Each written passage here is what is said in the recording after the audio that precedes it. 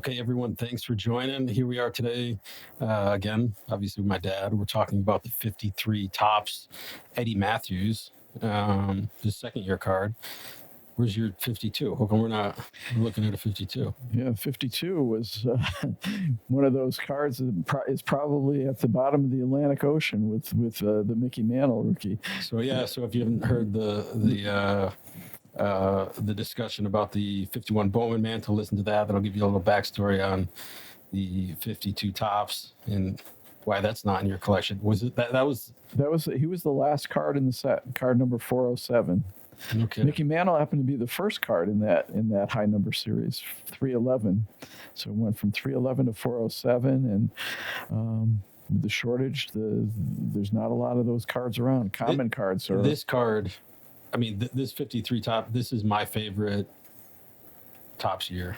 I mean, because I loved how they stayed consistent with, I mean, they're all portraits and hand painted on top of that. I mean, the colors are just like deep and rich. It's just an awesome card. And the backs are really cool too with the dugout quiz on the back. Let's ask you this one. Which National League team holds the most total bases record for one season? I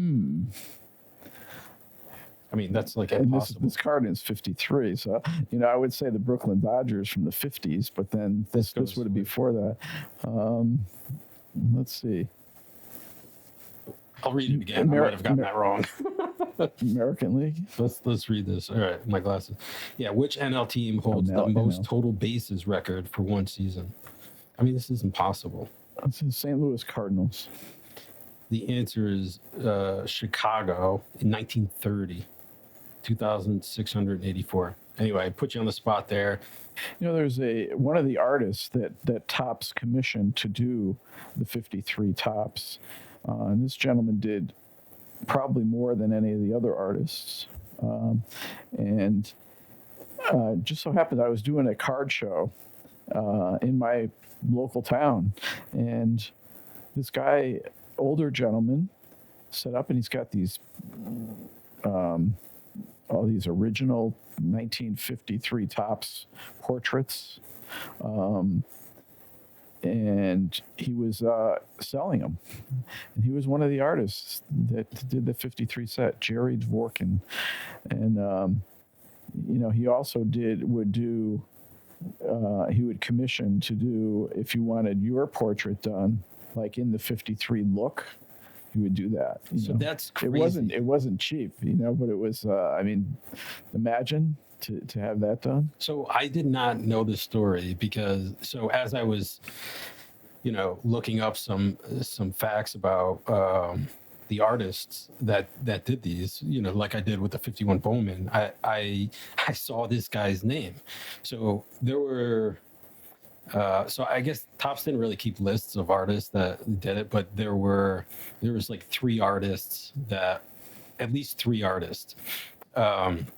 Maybe it was more, but three artists. He did this. So Jerry did, I think he did like 25 cards or something like that. Mm-hmm. There was somebody else, Maurice. Sorry, don't remember the last name.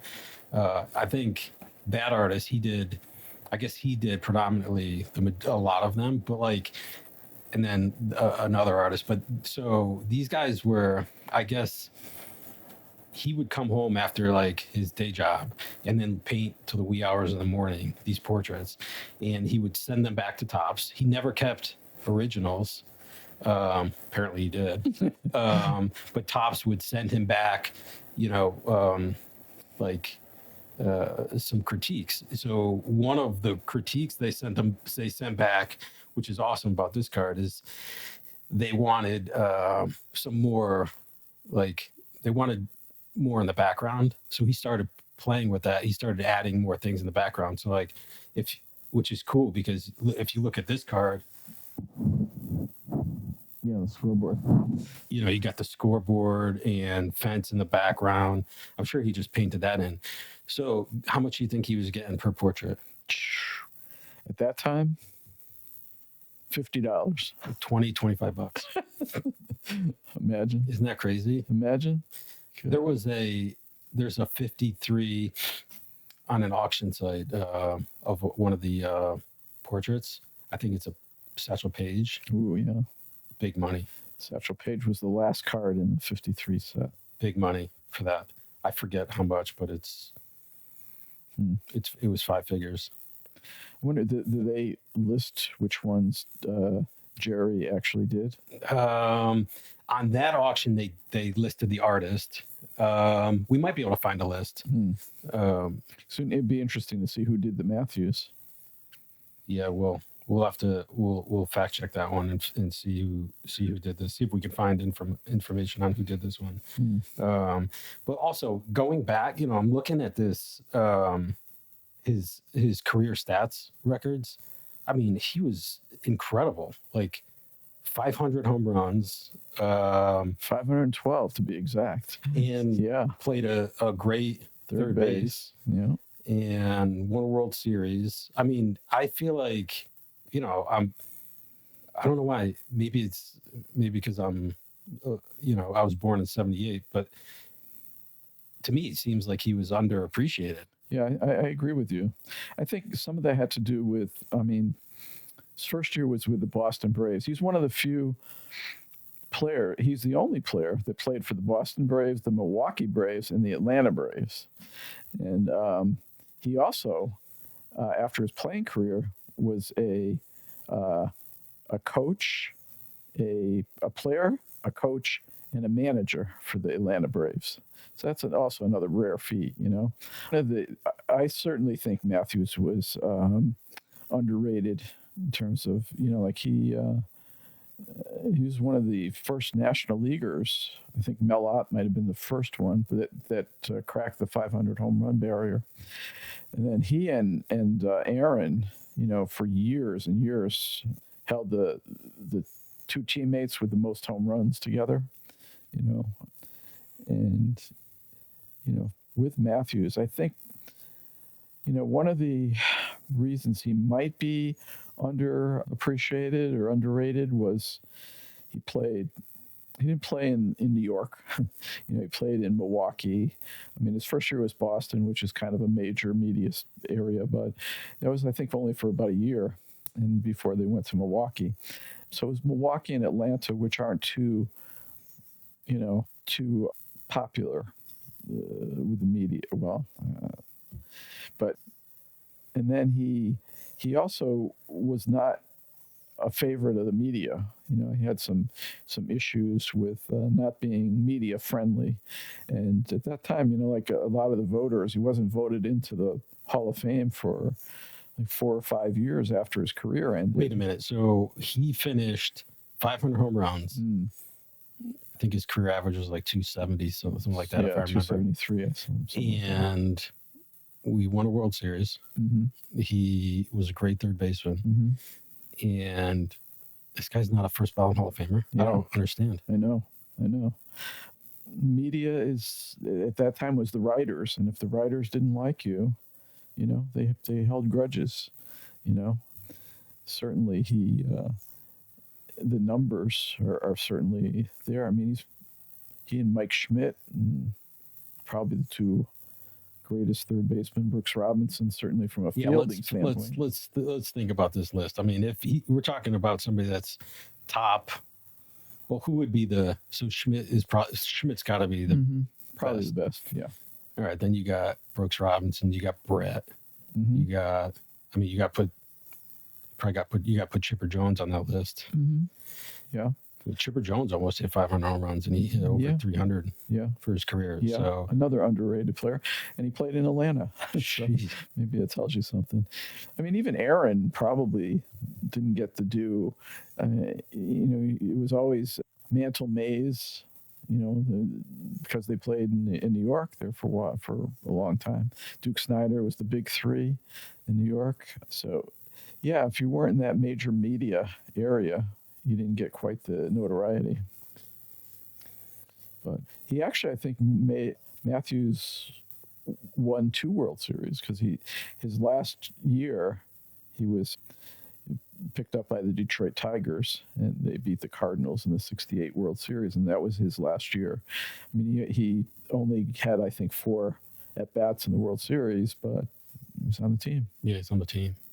And I mean, I know they won the World Series. Was it 57 or 58? 57. 57. Yeah, against the Yankees, who, the Yankees were the mighty Yankees at that time, so that was a big.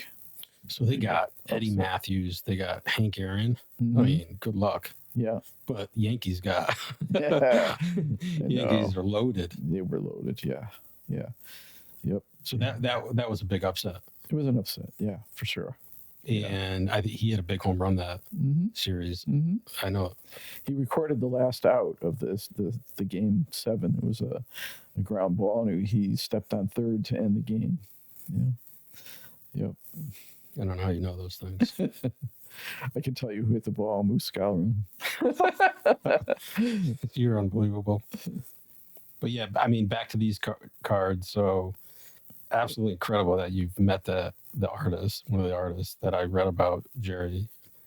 And the backs of these cards are just great. I mean, backs of the cards are just like with the dugout quiz and then the autograph on the back. Mm-hmm. Well, have you ever gotten a chance to see Eddie Mathews play? No, because my dad was a big American League fan, so we would go to Yankee games. My first game was in 1959. I went with a bus trip to from the Meriden Boys Club to a Red Sox game, but we weren't National League fans. So Mathews came over in the '68 season to the Tigers, but he was always a National Leaguer. He also played, I think, a year with Houston, with the Astros.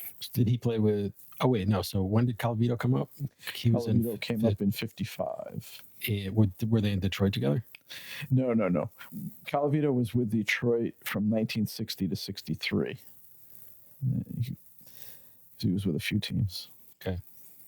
So after he won that title with Detroit, he retired. And then he went back to Atlanta to manage that club. Yeah, I think he did a little coaching, like base coaching first, and then got appointed the manager. And he was actually the manager when Hank Aaron hit his famous home run to break Babe Ruth's record, number 715.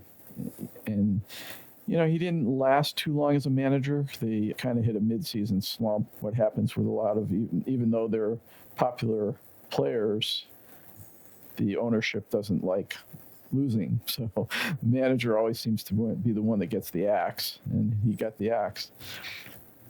And I guess, one cool fact about Eddie Mathews was that he was the first cover of Sports Illustrated.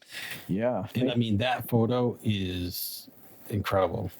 1954. That was the first issue of Sports Illustrated. Yep. It's a real collector's item. Did you ever subscribe to Sports Illustrated as a kid? I never did, no. I subscribed to Sporting News, which was fun. Well, there you have it, folks. Appreciate the time today with my dad. Thanks for listening, and come check us out on the next one.